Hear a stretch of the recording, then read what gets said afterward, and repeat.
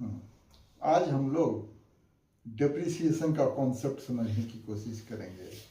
Depreciation class 11 में accounting में एक इम्पॉर्टेंट चैप्टर है।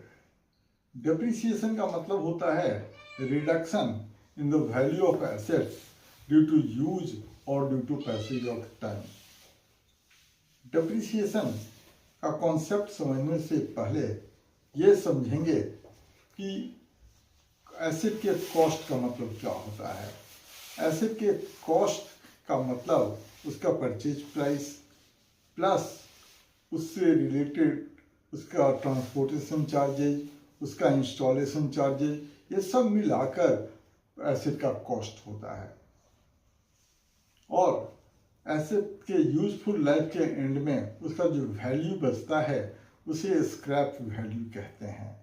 एसेट के कॉस्ट से इसके scrap value, estimated scrap value को माइनस करते हैं तो उसे डिप्रिसिएबल अमाउंट कहते हैं।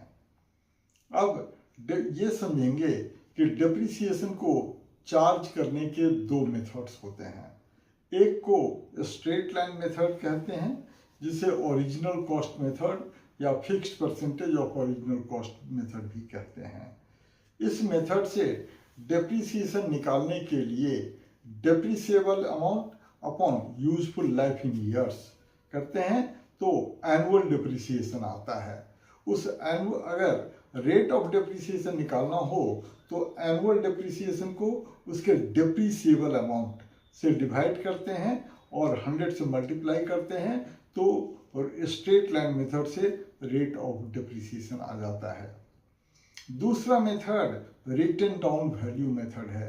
रिटन डाउन वैल्यू मेथड में क्या होता है, जो फर्स्ट ईयर में ओरिजिनल कॉस्ट है उस पर डेप्रिसिएशन चार्ज करते हैं। एंड ऑफ द ईयर में ओरिजिनल कॉस्ट से डेप्रिसिएशन माइनस करने के बाद जो वैल्यू बचता है उसे बुक वैल्यू या रिटन डाउन वैल्यू कहते हैं। नेक्स्ट ईयर में उस रिटन डाउन वैल्यू पर डेप्रिसिएशन चार्ज करते हैं। डेप्रिसिएशन का रेट फिक्स्ड होता है लेकिन हर साल रिटन डाउन वैल्यू पर वो चार्ज होता है। तो स्ट्रेट लाइन मेथड से एवरी ईयर डेप्रिसिएशन का अमाउंट सेम रहता है, जबकि रिटन डाउन वैल्यू से उसका वैल्यू घटता रहता है। अब सीखते हैं डेप्रिसिएशन की अकाउंटिंग के मेथड। डेप्रिसिएशन की अकाउंटिंग के भी दो मेथड्स होते हैं, विदाउट